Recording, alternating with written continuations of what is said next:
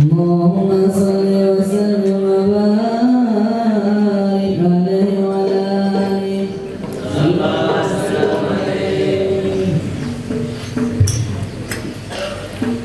مولاي صل على حبيبك المصطفى يا ربي على نبيك المجتبى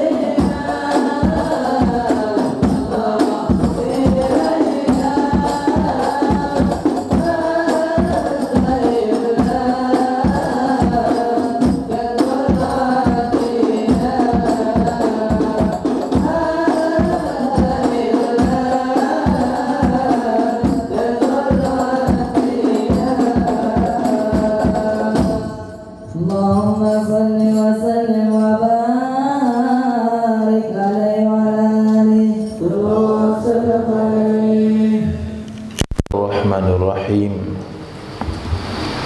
Alhamdulillahi wa kafa. Wassalatu wassalamu ala Sayyidina Mustafa Sayyidina Muhammad ibni Abdillah wa ala alihi wa sahbihi wa mawala. Allahumma fasalli wa sallim wa karim wa azim ala Sayyidina Maulana Muhammadin wa ala alihi wa sahbihi ajma'in, amma ba'd. Rabbi yassir wa la tu'assir, Rabbi tammim bil khair. Rabbana israh lana sudurana wa yassir lana umurana wa umural muslimin wahlul 'uqdatam min lisanina yafqahu qawlana. Bisanadina al-muttasili ila imamil khatimatil hufaz al-imam Jalaluddin As-Sayyuti rahimahullahu ta'ala wa adaman nafa'a bi ulumihi wa barakatihi wa nafahatihi wa madatihi wa karamatihi fid darini amin. Hadis Jami' as-Sawir nomor 6412 terdapat dalam Sunan At-Tirmidzi, diriwayatkan oleh seorang tabi'in Diyauddin dari sahabat Sayyidina Anas ibn Malik radhiyallahu anhu. Baginda Rasul sallallahu alaihi wasallam bersabda, "Kam min ash'ath." Betapa banyak dari orang-orang yang berambut kusut. Ash'ath, aghbar, yang berdebu. Dzi timraini, yang memakai 2 lembar pakaian lusuh.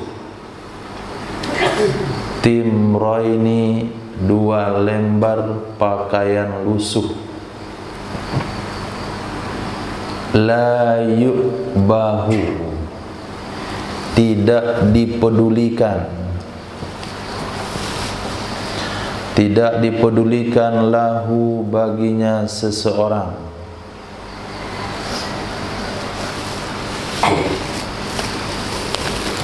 Penampilannya tidak meyakinkan. Rambut kusut, pakaian berdebu, kemudian lusuh. Bukan penampilan yang rapi, tapi pakaian lusuh. Enggak ada orang peduli samanya. Datang enggak diundang, pergi enggak diantar. Bukan jelangkung, mirip seperti jelangkung. Jadi kehadirannya tidak diharapkan, kepergiannya tidak ditangisi. Kalaupun datang tidak diambil pendapatnya, tidak didengar usulannya. Tapi lau aqsama 'ala Allah, jikalau dia bersumpah dengan nama Allah, lau aqsama, jikalau dia bersumpah 'ala Allah, dengan nama Allah, la abarrah, sungguh memperturutkan ia Allah akannya sumpah. Sungguh memperturutkan ya Allah akannya sumpah. Minhum, di antara mereka adalah Sayyidina Bara' bin Malik. Bukan Sayyidina Bara' bin Azib, tapi Sayyidina Bara' bin Malik. Beliau adalah saudara Sayyidina Anas bin Malik, seibu sebapak.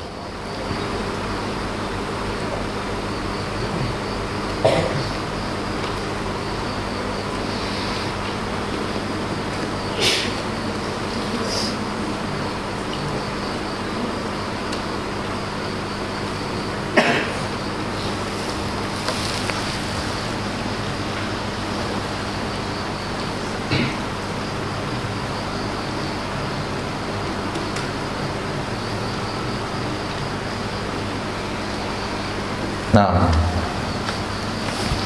beliau mati syahid. Akhir hayat Sayyidina Bara' bin Malik itu mati syahid. Maka kita tidak boleh memandang rendah orang lain dari pakaiannya. Kita juga tidak boleh menganggap seorang rendah karena penampilannya. Bisa saja orang yang kita pandang rendah karena penampilan dan pakaian itu memiliki hubungan khusus dengan Allah. Hatinya ta'alluq dengan Allah. Dia tidak terpengaruh dengan dunia yang dia lihat, sehingga dia tidak peduli apa kata orang. Dia melihat atau memandang dunia ini hanya sebagai ya permainan, nggak peduli, nggak serius. Nah, tapi kalau sekiranya pemandangan atau penampilannya tidak menarik perhatian, dalam waktu yang sama pemikirannya juga dunia saja, nggak sholat-sholat, itu juga bukan wali. Jadi wali itu penampilannya saja, tapi ibadahnya cukup. Bukan karena mereka tidak bisa menghias diri, tapi karena mereka lengah dengan mengingat Sang Pencipta. Hatinya terfokus, tersedot oleh kebesaran Allah Subhanahu wa ta'ala, sehingga dia lupa untuk mengurus dirinya sendiri. Bukan berpenampilan kumal karena malas. Oh, tuh si fulan itu kumal, dia wali. Bukan yang kumal wali. Yang kumal wali banyak digadut tuh wali. Minta doa sama dia. Ibadahnya banyak, enggak terurus diri karena ibadah, enggak sempat mandi karena zikir, karena sholat dan sebagainya. Bukan terlambat mandi, bukan enggak sempat mandi, enggak sempat nyisir rambut karena bermain. Itu bukan wali, itu wala. Nah, orang Kalimantan bilang wala, labu. Hadis berikutnya, Nabi SAW bersabda, kam min dhi timrain. Apa artinya? Mufa.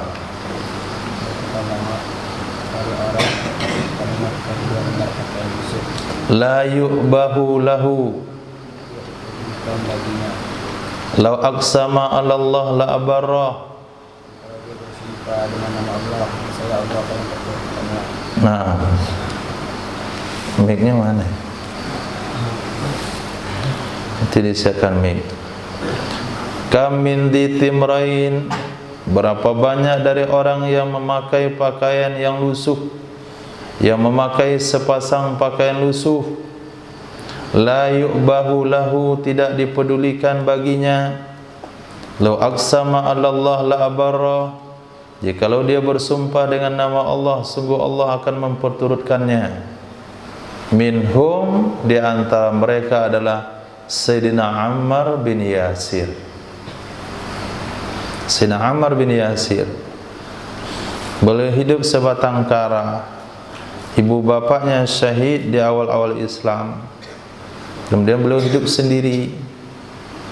Sayyidina Ammar sibuk dengan agamanya, sehingga beliau khawatir atas imannya.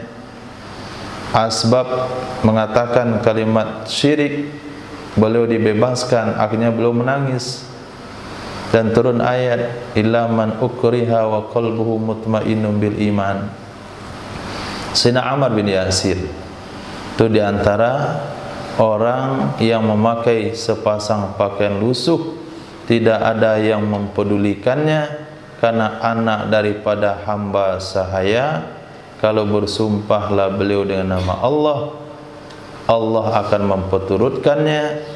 Karena kesedihannya Allah turunkan ayat. Antum sedih ada turun ayat? Tak ada. Kalau antum sedih, siapa menghibur? Siapa menghibur? Enggak ada yang menghibur. Yang ada yang menghibur. Yang menghibur enggak ada, yang menghibur ada. Nah, Sayyidina Ammar bin Yasir ketika beliau sedih atas keimanannya, terpaksa beliau ucapkan kalimat syirik demi menyelamatkan diri, karena beliau melihat dua orang tuanya mati di depan matanya. Akhirnya beliau sedih dan kecewa. Akhirnya turun ayat menghiburnya. Itu fadilahnya beliau, keutamaannya. Kalau kita sedih-sedih hari ini, enggak ada ayat yang turun. Sayyidah Aisyah sedih, turun ayat menyelesaikan permasalahannya. Sayyidina Abu Lubabah merasa bersalah, turun ayat menyelesaikan permasalahannya. Ketika beliau mengikat dirinya sendiri di salah satu tiang Masjid Nabawi, turun ayat menyelesaikan masalahnya. Minimal kalau kita wali ya, turun mimpi menghiburnya. Ada mimpi. Tapi kalau sedih ada mimpi yang menghibur. Tahu kenapa? Udah pagi mandi. Itu wali. Ada mimpi yang menghiburnya.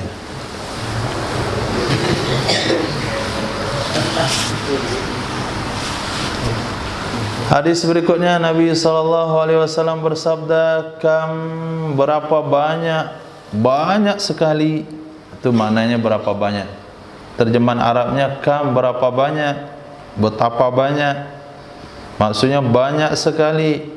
Min idhkin, dari tangkai-tangkai korma, tandan-tandan korma. Idhkin, tandan-tandan korma. Mu'allakin, yang digantung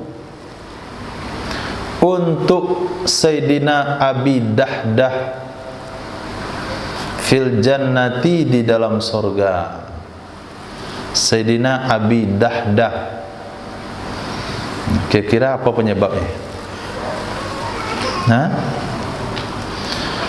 Sayyidina Abi Dahdah tidak dikenal siapa nama aslinya. Abi Dahdah itu adalah kunyahnya. Setiap kalimat yang dimulai dengan Abu atau Ummu itu kunyah. Abi Dahdah itu kunyah. Nama beliau tidak diketahui. Sayyidina Abu Bakar As-Siddiq namanya Abdurrahman. Sayyidina Abu Hurairah nama beliau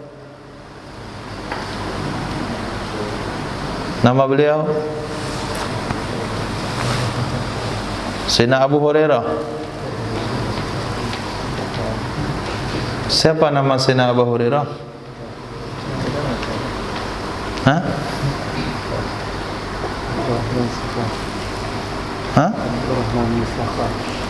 Abdurrahman bin Sakhar.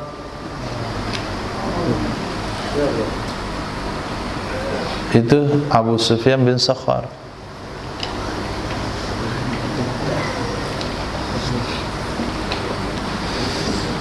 Jadi Sayyidina Abu Dahdah, beliau mengobati kekecewaan anak yatim.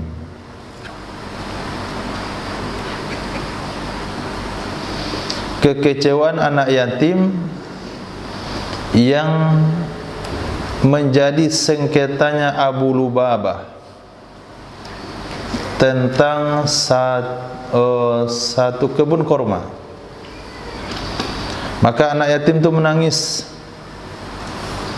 Jadi anak yatim bersengketa dengan Abu Lubabah. Akhirnya kalah dalam pengadilan. Anak yatim itu menangis karena kebun kurmanya hilang dalam persengketaan. Akhirnya Sayyidina Abu Dahdah membeli kebun tersebut dari Abi Lubabah dengan membayar satu kebun milik beliau. Tuh bayangkan, beliau beli kebun yang milik Abu Lubabah yang menang berperkara dengan anak yatim dengan nilai kebun beliau yang lain. Setelah itu beliau berikan kebun tersebut ke anak yatim yang berkenaan. Jadi biarlah beliau kehilangan kebun, yang penting anak yatim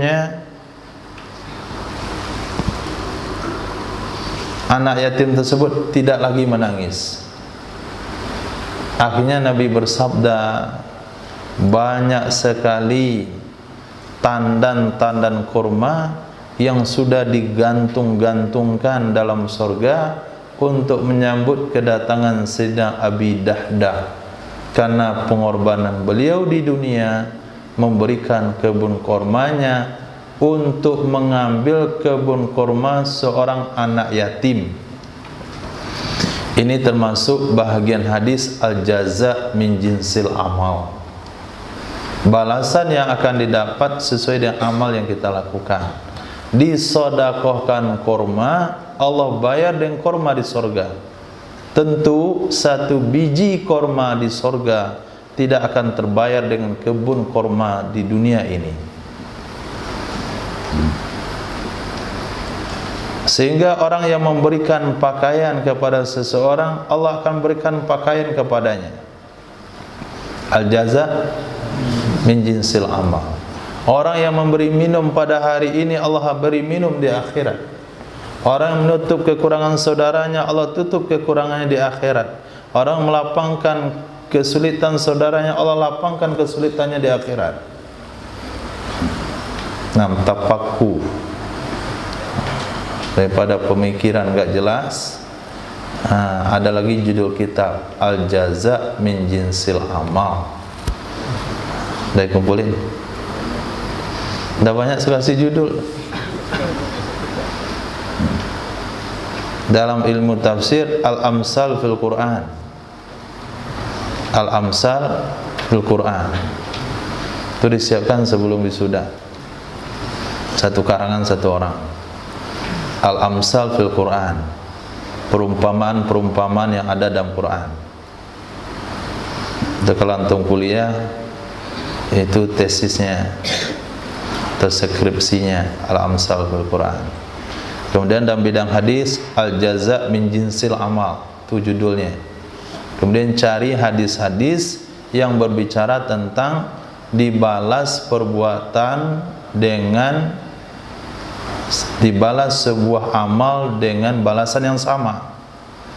Seperti yang tadi, man nafasa kurbata muslimin fid dunya nafasallahu kurbatan min kurabil akhirah. Man satara aiba akhihi satarallahu fid dunya wal akhirah. Termasuk di sini, kam min izkin mu'allakin li Abi Dahdah fil jannah. Orang membaca, mana pula hadis ini masuk dalam Al-Jaza min Jinsil Amal. Kalau dia enggak baca asbabul wurudnya, memang enggak masuk. Tapi ketika dia baca asbabul wurudnya, hadis ini masuk kategori Al-Jaza min Jinsil Amal. Itu siapa yang ngambil tekaza itu? Ihsan, Safirullah, Abu. Boleh tentukan pilihannya. Hadis berikutnya, Nabi SAW bersabda, kam, berapa banyak,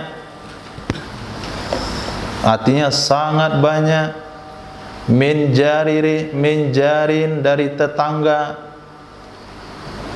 muta'allikin yang bergantung, bijarihi dengan tetangganya, yaumal kiamati pada hari kiamat. Tetangga bergantung dengan tetangganya pada hari kiamat. Yaqul, dia berkata, ya Rabbi, wahai Tuhanku, hadza, orang ini, aghlaqa, dia mengunci, babahu, pintunya, duni, untuk mengelak dari aku, famana'a, lalu dia mencegah ma'rufahu, kebaikannya, lalu dia mencegah kebaikannya.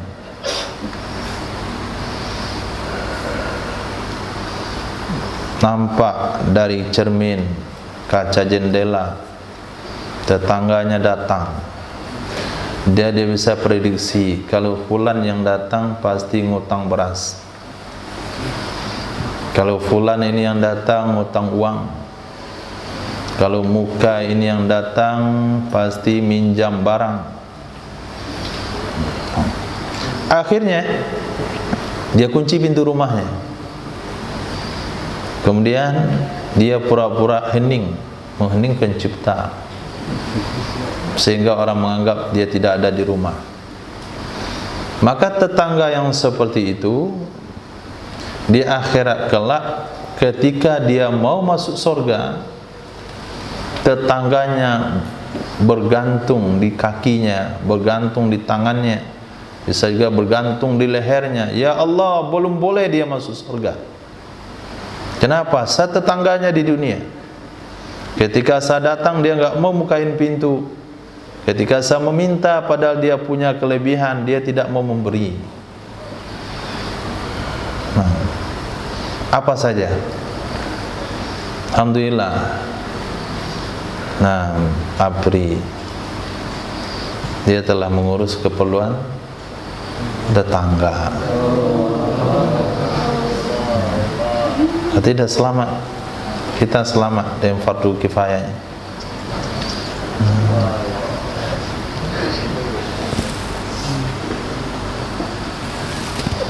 Mic-nya bunyi pula keluar. Sampai situ saja.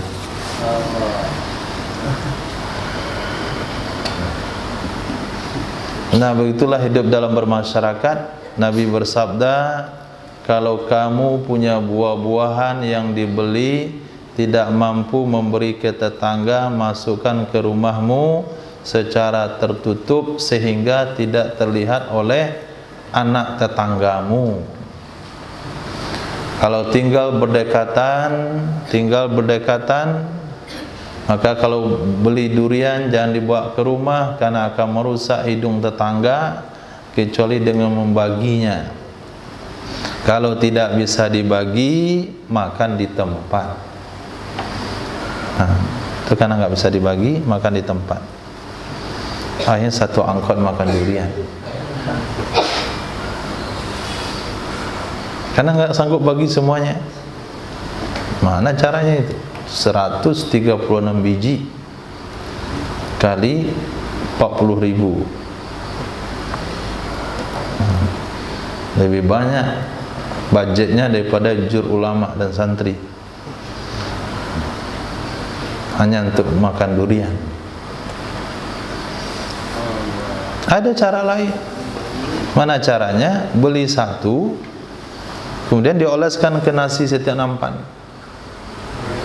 Diolesin aja. Ambil satu biji diolesin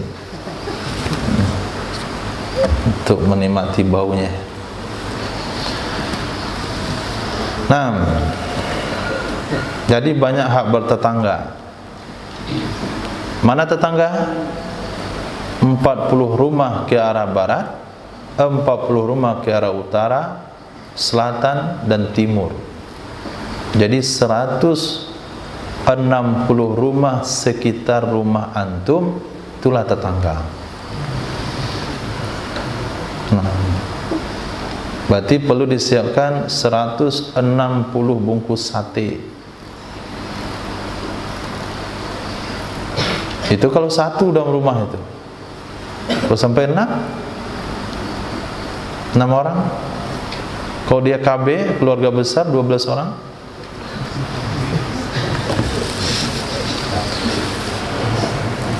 Alhamdulillah, kita tetangga kita banyak yang tidak perlu disantuni. Arah situ tuh, panjang-panjang ekornya. Arah situ juga hutan. Arah situ cuman batu kapur. Kadang arah situ 2-3 rumah, gak banyak kan? Arah sini onyet. Nah, itu onyet yang pernah antum berbuat baik sama dia. Jadi kalau sekali dia berbaik, dia ketagihan. Tiap hari dia berkunjung. Jangan pernah diberi makan, jangan pernah antum satuni pisang dan macam-macam. Dia kalau sekali dia dapat santunan, dia akan dekat, lalu dia ambil sendiri ke kamar. Bisa dia makan sabun, bisa dia makan sampo. Khair. Itu tetangga nggak perlu diladeni. Hadis berikutnya Nabi SAW bersabda, kam min akilin, berapa banyak dari orang yang berakal, sangat banyak dari orang yang berakal, aqala yang ia memahami, anillah dari Allah, amrohu akan urusannya. Dia paham, dia mendapatkan bimbingan, dia dapat ilham untuk menyelesaikan urusannya. Wa huwa, padahal orang tersebut hakirun indan nas, sangat hina di sisi manusia. Hakirun indan nas, sangat hina di sisi manusia. Zamimul manzar, sangat dicela pemandangannya, sangat dicela pemandangannya. Yanju wadan, dia selamat besok, dia selamat besok. Kapan besok? Besok itu kapan? Hari kiamat. Jadi hari kiamat disebut hari besok. Kenapa disebut hari esok? Karena saking singkatnya umur dunia ini kalau dibandingkan dengan usia akhirat. Dalam usia akhirat 60 tahun seseorang hidup di dunia itu hanya bagaikan 2 jam akhirat. Ringkas sekali. Sekarang dari kelahiran Nabi Isa 2044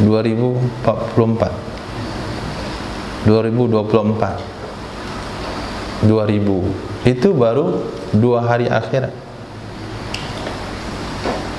Jadi dari lahirnya Nabi Isa sampai hari ini itu baru 2 hari akhirat beberapa jam. Nah, tambah nanti 1000 lagi, tahun 3000 terjadi kiamat misalnya. Itu kalau saya katakan tahun 3000 terjadi kiamat, nggak ada yang nyalain saya. Pasti. Kenapa? Hah? Orang yang mendengarnya ada mati semua waktu itu. Tapi kalau dikatakan Ramadan depan kiamat, ternyata nggak terjadi, banyak yang nyalahin karena semuanya masih hidup. Tapi kalau saya katakan tahun 3000 terjadi kiamat, nggak ada yang nyalahin karena tahun 3000 udah mati semua yang mendengar perkataan ini. Kalaulah tahun 3000 itu baru 3 hari akhirat, baru 3 hari, udah 3000 tahun. Sebentar kan? Sebentar kan? Maka nggak usah main, kita gotong royong aja. Dunia ini sebentar. Nah, jadi orang tersebut hina di pandangan manusia, dicela pemandangannya, tapi dia selamat besok. Mungkin saja itu karyawanmu, mungkin saja itu bawahanmu, anak buahmu.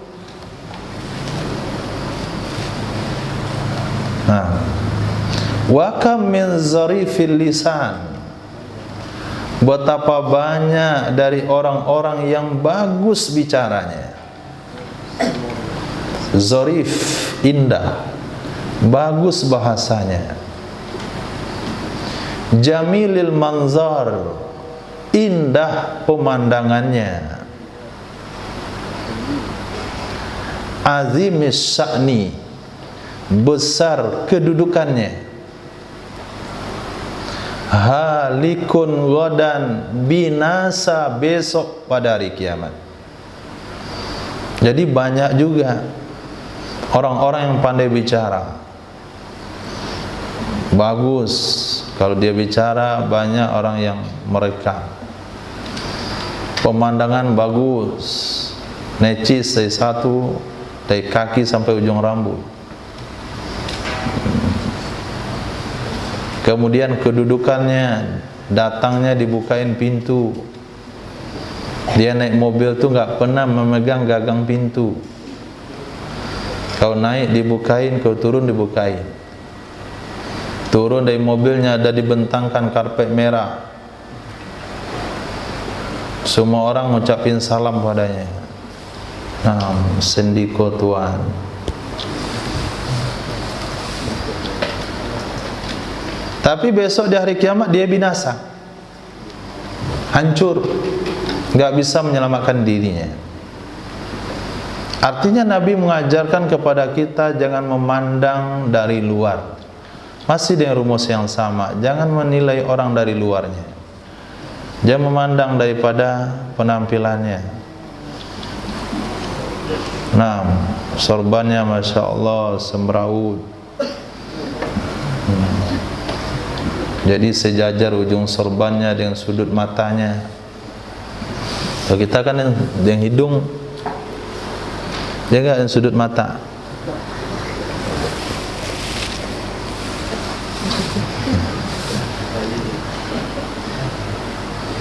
Kancing bajunya bertikai.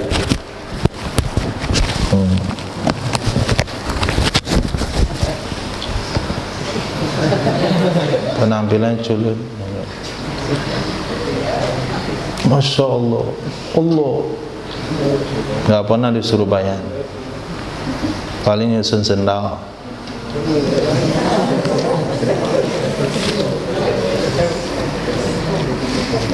Tapi karena hatinya nggak ada keangkuhan, kesombongan sedikit pun, apa pula yang disombongkan?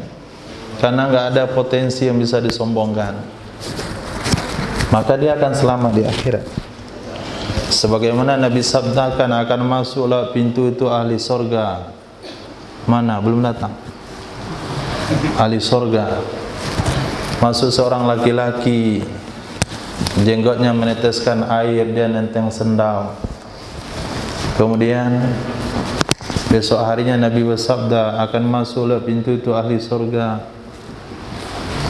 3 hari berturut-turut. Sayyidina Umar bin Khattab, Sayyidina Abdullah bin Umar sampai tidur di rumah beliau menyelidiki apa amalnya. Enggak ada amalnya, biasa-biasa saja.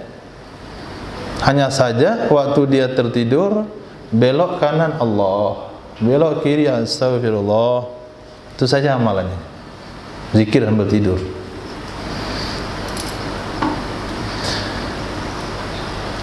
Akhirnya kata Sayyidina Abdullah bin Umar, saya tidak lihat amalan yang spesial, sehingga kenapa kamu dikatakan oleh Nabi Ahlul Jannah?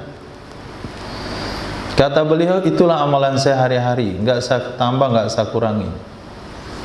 Kecewa Sayyidina Abdullah bin Umar, apa yang bisa saya ambil? Di mana letaknya dia bisa masuk surga? Ternyata beliau katakan apa? Aku memaafkan semua orang bersalah kepadaku sebelum tidur. Kenapa dia bisa memaafin? Karena dadanya yang bersih. Sehingga Nabi bersabda, sesungguhnya wali abdal itu bukan karena banyak salat dan puasanya, tapi karena salamatas sadar. Dadanya itu selamat dari iri, dari dengki, dari hasad. Dia lihat orang itu santai saja. Orang kaya, alhamdulillah, syukur, alhamdulillah dia sukses. Lihat orang ini, alhamdulillah dia bagus, santai saja, husnuzon. Nah, itu ciri-ciri wali abdah. Tapi orang tidak memandangnya. Tapi apabila tutur katanya bagus, kita harus mengekspresikan, mengaplikasikan untuk mencari solusi supaya tidak ada erosi. Kita bikin reboisasi, instruksi dari orang berdasi. Si aja semuanya. Kita harus tingkatkan faktor-faktor dari seluruh aktor-aktor, menghilangkan pikiran kotor dari pelakor.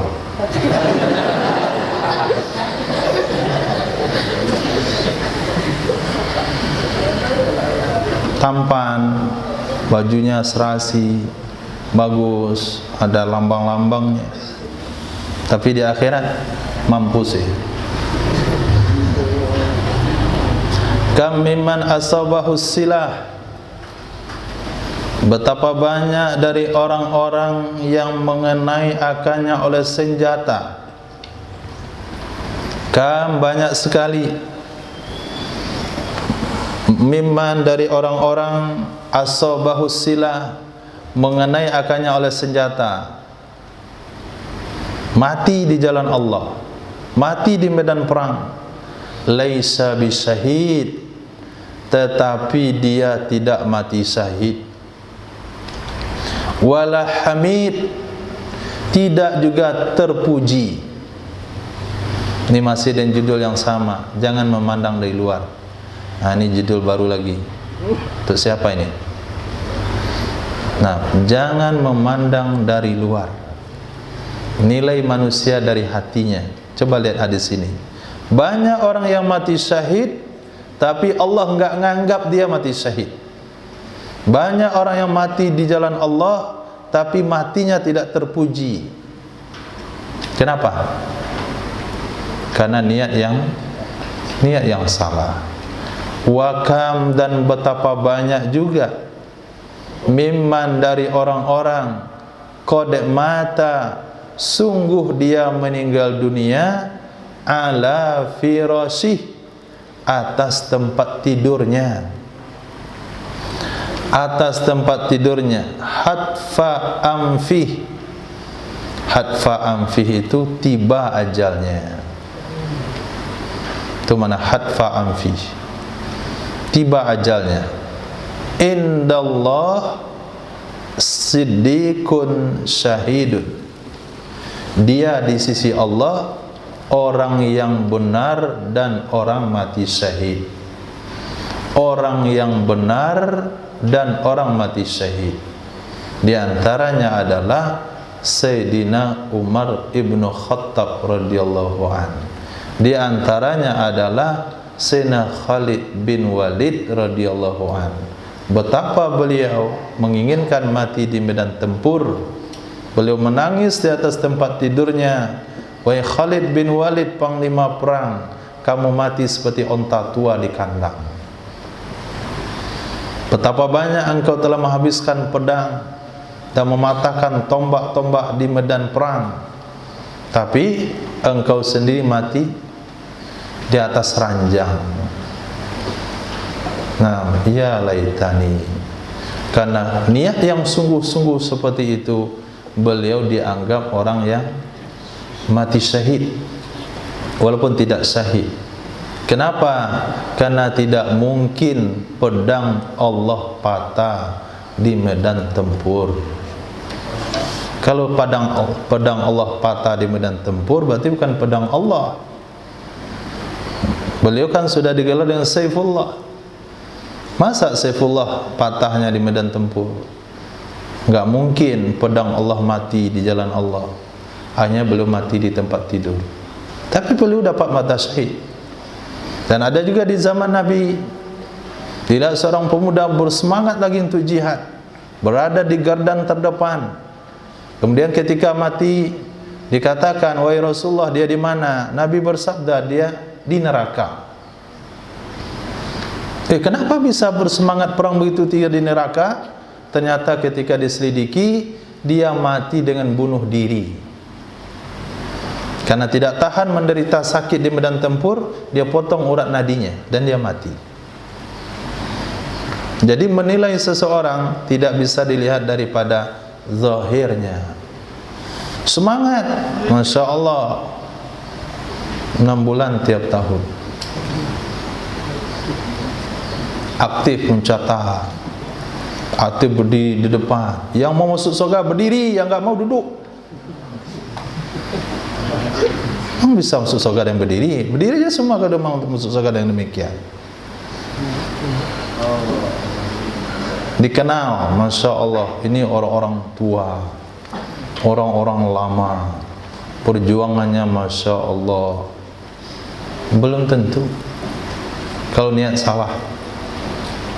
Ternyata istiqomah menjaga itu hanya sekedar menjaga harga diri, itu gak kena apa-apa. Sama si istiqomah. Kenapa Bapak istiqomah? Karena Bapak dia menjadikan orang yang bertanggung jawab, karena orang terdepan. Kenapa dipaksa-paksakan juga keluar? Karena nggak mau dikatakan absen, karena tidak mau mencoret gelar orang istiqomah. Bahaya. Nah, bahaya. Perlu dijaga keikhlasan. Menjaga nisab bukan karena supaya tidak digelar orang yang tidak istiqomah. Kan lecet istiqomahnya itu kalau gagal sekali. Oh, si fulan istiqomah tapi sayang tahun sekian dia nggak keluar. Nah, supaya nggak lecet nama itu tetap dijaga. Berarti keluarnya hanya untuk jaga nama baik, bukan untuk meninggikan kalimat Allah. Paham Karkun? Anak Karkun? Nah, jadi niat yang penting, niat. Kam min haura, berapa banyak daripada bidadari. Udah dari Allah. Tadi banyak yang seru hadisnya, nggak ada yang kalimat Allah yang keluar. Ini baru pangkalnya, baru Allah. Kam, berapa banyak min haura aina. Haira aina artinya bidadari, satu kalimat. Maka mahruha, tidak adalah maharnya bidadari, tidak adalah maharnya bidadari kecuali qabdatum min hintatin, segenggam dari gandum, au misliha, atau semisalnya, segenggam maksudnya dari korma. Nah, dari korma. Nah, kalaulah antum dihadapkan yang bidadari dunia dengan mahar yang banyak, mundur saja. Banyak bidadari surga, maharnya cuma segenggam gandum. Antum ambil segenggam padi, sedekah ke orang miskin, niatin ini mahar bidadari saya. Kemudian 2 sendok gula, kawan minta buat teh nggak ada gula, kasih. Itu bisa jadi mahar bidadari. Kue 2 lapis, kawan minta buka selapis, kasih dia. Itu bisa jadi mahar bidadari. Jadi kalau semurah itu mahar bidadari akhirat, tak apa antum ribet-ribet ngumpulin uang untuk cari bidadari dunia. Nah, sudah belajar saja seperti Imam Nawawi. Nah, simpan uangnya untuk beli kitab, batalkan simpanan tabungan untuk mahar bidadari dunia, belikan ke kitab.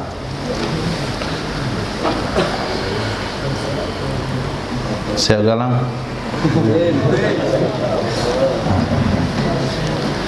Kam min mustaqbilin yauman,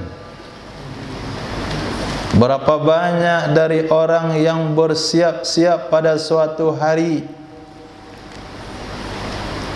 Kam, berapa banyak min mustaqbil, dari orang-orang yang bersiap-siap yauman pada satu hari, la yastakmiluh, dia tidak berhasil menyempurnakannya. Dia tidak berhasil menyempurnakannya. Muntadhirin, berapa banyak dari orang yang menunggu ghadan akan hari esok, la yablughu, dia tidak sampai kepada hari esok. Ini hadis bicara tentang apa? Tentang dekatnya kematian. Dekatnya kematian. Di pagi hari keluar dari rumah, dia akan bikin beberapa program, beberapa rencana. Pagi ini berangkat ke kantor, nanti setelah berangkat di kantor dia akan singgah di rumah temannya, kemudian berunding membicarakan sebuah bisnis, sore pulang ke rumah, lalu makan bersama dan tidur. Itu planning pada hari itu. Ternyata orang yang memplanning pada hari itu mati terpeleset di kantornya. Dia tidak berhasil menyempurnakan agenda pada hari itu. Maka setiap orang yang meninggal dunia sudah punya planning pada satu hari, tapi ternyata dia tidak mampu menyelesaikan planningnya, agenda pada hari itu. Ada juga yang menunggu hari esok. Besoklah, besok kita menjenguk saudara kita yang sakit itu. Ternyata besok pagi saudara yang sakitnya itu yang mentakziahnya. Kapan kita lihat si fulan ke M Jamil? Besok insyaAllah, selesai salat Jumat. Nah, pagi Jumat, kawan yang di M Jamil itu datang ke rumahnya, mengucapkan kalimat inna lillahi wa inna ilaihi raji'un, mengantarkan karang bunga, saya ikut berduka cita atas meninggalnya fulan. Padahal si fulan itu berencana menjenguk si sakit besok hari. Ternyata si sakit itulah yang mentakziahnya, mengantar dia ke kuburan, bahkan menjadi imam solatnya. Dan ada juga dokter merawat pasien, dokternya meninggal, pasiennya sembuh. Artinya Nabi ingatkan kepada kita, kematian itu datangnya tiba-tiba. Turunkan kaki. Kematian itu datangnya tiba-tiba, nggak ada yang tahu. Maka orang yang selamat adalah istiqomah atas amal. Orang yang istiqomah di atas amal, karena kematian akan datang kepadanya ketika dia berada dalam amal. Amal apa yang bisa istiqomah yang kita buat adalah menanamkan niat-niat kebaikan. Itu amal yang bisa istiqomah tanpa ada celah. Baca Quran nggak bisa istiqomah. Kapan makannya? Tapi ada yang istiqomah sampai 8:30 malam tadi. Namanya Vigo.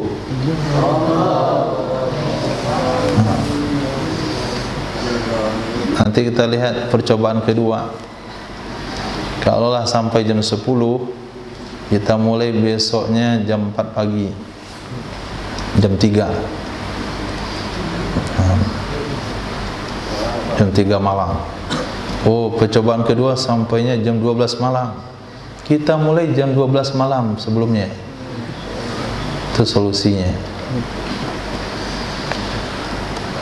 Nah, istiqomah sehari, 2 hari teler dia, 3 hari kayak gitu, Masya Allah, dah hampir sekarat.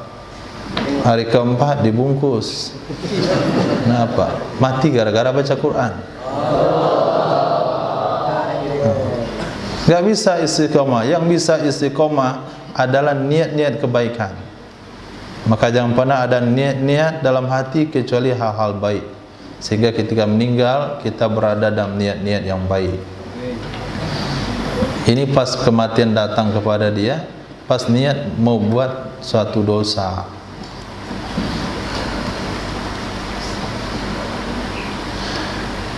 Nabi SAW bersabda, "Kamula minar rijal kathir."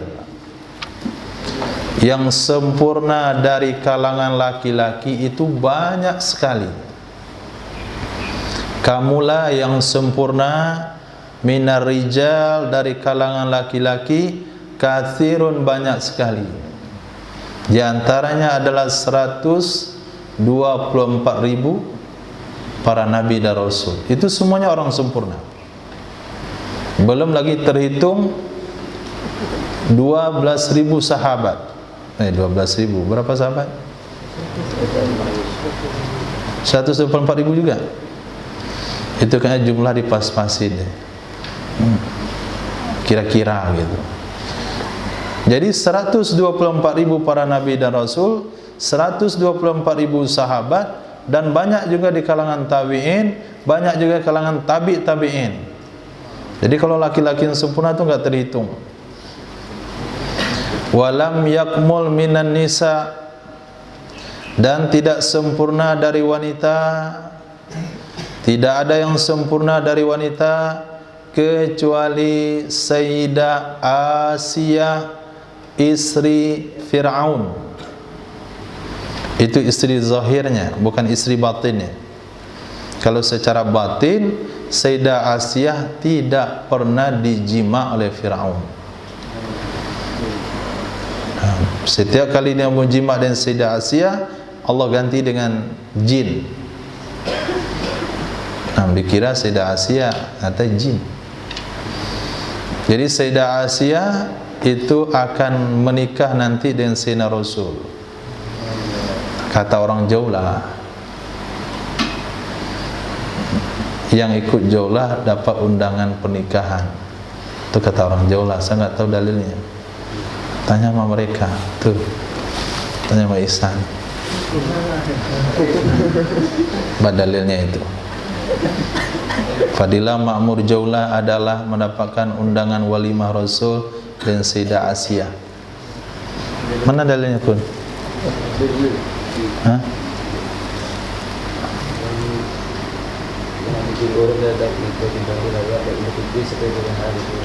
Hah? Yang ketika dia keluar dia mendapat 2 hari raya. Oh gitu, yang kita keluar dapat 2 hari raya. Ketika keluar dapat 2 hari raya, Idul Fitri, Idul Adha. Jadi merana anak bininya di rumah, enggak bisa hidayah sama suaminya. Sebab itu dia dapat undangan walimah Nabi. Mana dalilnya itu Angga? Itu kan cerita akhirat. Cerita akhirat itu bukan rekayasa. Harus ada pada hadis Nabi. Karena yang tahu cuma Nabi. Mana dalilnya Apri? Itu pernah nyampaikannya? Hati-hati kalau nggak tahu dalilnya jangan disampaikan dulu. Kemudian yang kedua, wanita yang sempurna adalah Sayyidatina Maryam binti Imran.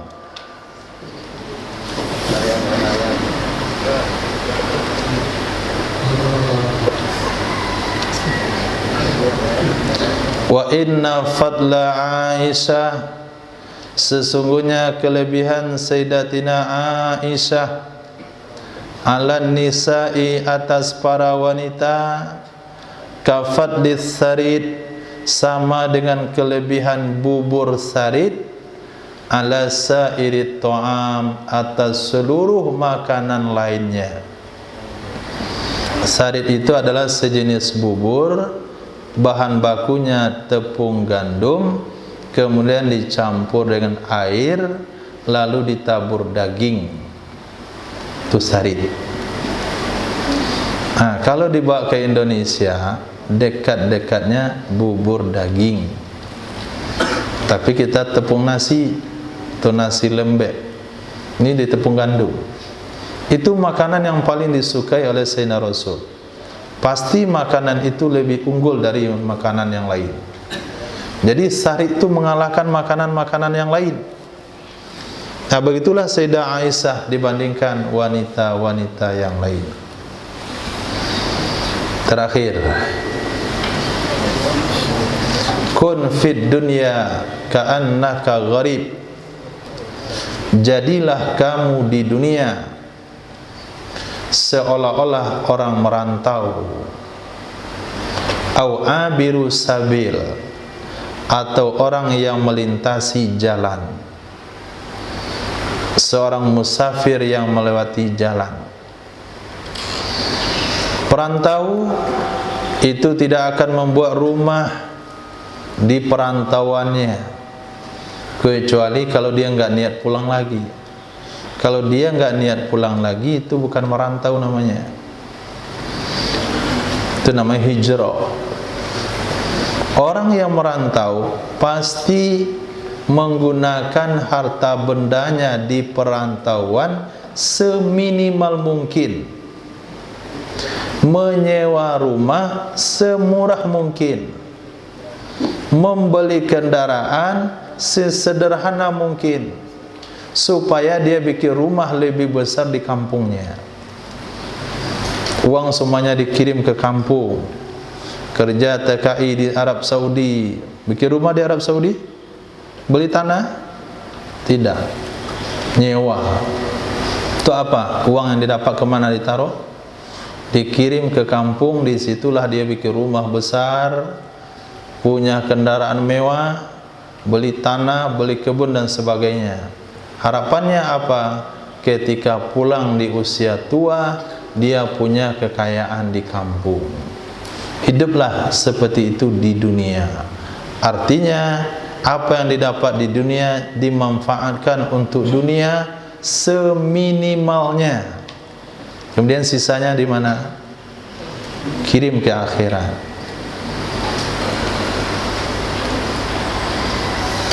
Kirim ke akhirat. Yang dikirim tuh nggak ada mana caranya. Ya sudah, usia muda itu dikirim ke akhirat. Yang mengantuk, tahan ngantuknya, kirim ke akhirat, nanti tidur di kubur. Nah, itu bagus tuh, dah dalilnya itu. Tidur di kubur, mengantuk di kubur. Atau orang melintasi jalan. Nah, nanti kita pergi rihla, lalu ada satu orang santri dibuat semua pakaiannya, masukkan dalam koper, kemudian dibawa lemarinya, dibawa embernya, dibawa pula rak sendal, penuh tuh mobil gara-gara barang dia. Kita katakan tuh dia pulang kampung ke Cinangki, bukan pergi melihat safar. Nggak ada orang pergi safar bawa barang banyak-banyak. Kompor dibawa, kipas angin dibuka, lemari dibawa, meja dibawa, turak kitab juga dibawa. Itu mau kemana? Mau pergi jalan-jalan. Orang katakan dia udah gila. Akhirnya mampir kita nanti masjid, namanya Masjid Raya Solo, Masjid Agung Solo. Diturunkanlah barangnya di situ. Kipasnya dipasang di situ, lemari ditata di situ, rak sendal disusun di situ. Nah, dia buat bak mandi di situ. Sedang ngapain kamu nih? Saya beli semen mau bak mandi di sini. Itu apa buat bak mandi? Kan kita mampir cuma satu malam. Enggak, yang penting saya buat bak mandi. Udah gila dia. Maka hidup di dunia seperti musafir. Kalau perlu benda-benda harta, benda yang kita punya, kita buat untuk sementara saja. Bawa barang secukupnya. Barang yang bernilai, barang berharga, kita tinggalkan di kampung kita. Mana kampung kita? Akhirat. Ad-dunya khuliqat lakum wa antum khuliqtum. Jadi kampungnya akhirat. Di mana akhiratnya? Akhirat itu umum itu.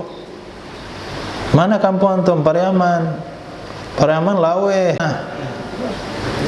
Akhirat mana? Akhirat mana? Di surga, bukan di neraka.